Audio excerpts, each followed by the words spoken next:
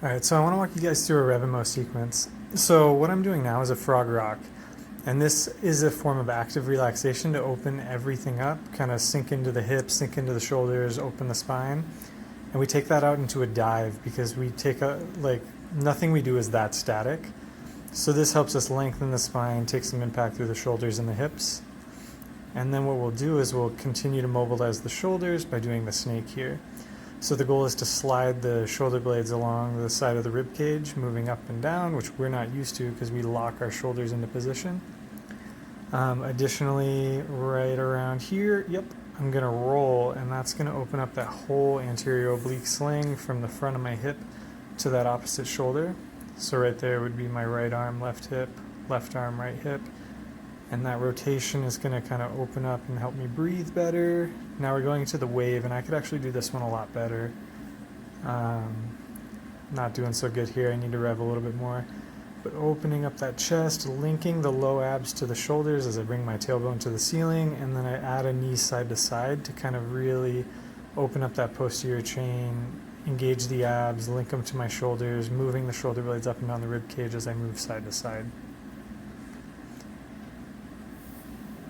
So then as I awkwardly get off the ball, I'm going to go into a skater with an overhead reach. And so this is going to dive into the pelvic floor, the feet, and engage the core and my lift at the same time. So I'm landing using all my toes, sinking into my hip a little bit, getting the pelvic floor involved, and the whole time my abs are hollowed and engaged while I'm lifting my spine, and pretending like that bell is a balloon kind of pulling me to the ceiling, keeping me nice and tall.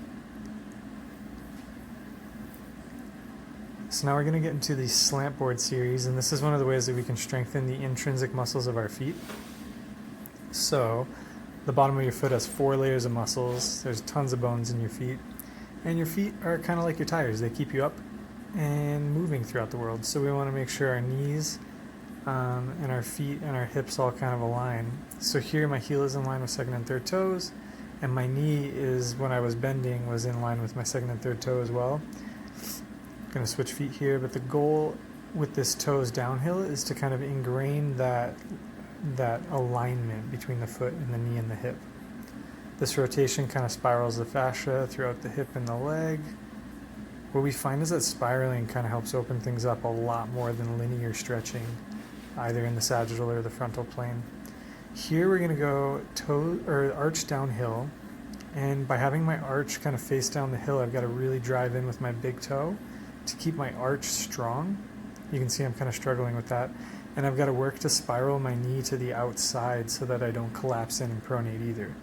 So this is a really good drill to strengthen the feet, strengthen the hip, and make sure you're really planted on the ground. So if you're an athlete, this arch downhill position, you can see from this angle better, I kind of have to use that big toe to keep my arch.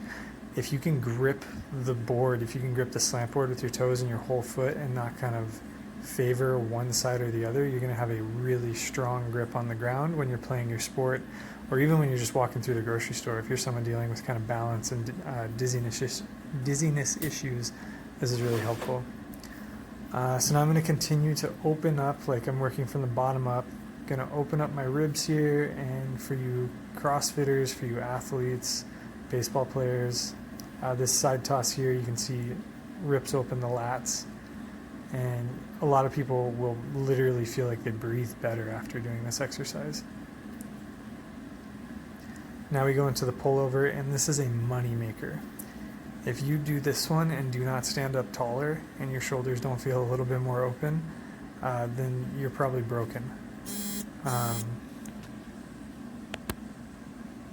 So trying to keep those elbows tight, using serratus anterior, lower traps, and some of the deeper muscles in the back to move, and not necessarily using my upper traps and shrugging. Now I'm going to move into a funny one on the floor called side kick. I have a whole post on my blog about this. This is another way to get the abs to soften a little bit and to work on that posterior chain in a way where this exercise feels like you're stretching your hamstrings, but you're actually mobilizing the opposite shoulder at the same time. So people with shoulder issues, believe it or not, this is a great exercise for you. Now I'm going to finish it off with my second, well, I don't know if this is my second favorite or my first favorite exercise of all time. Just because you get to play like a monkey and put your feet on the wall. But this horizontal wall squat ties all your essentials together. It ties the feet, the abs, lifting the torso, floating the head, opening the shoulders, relaxing the low back.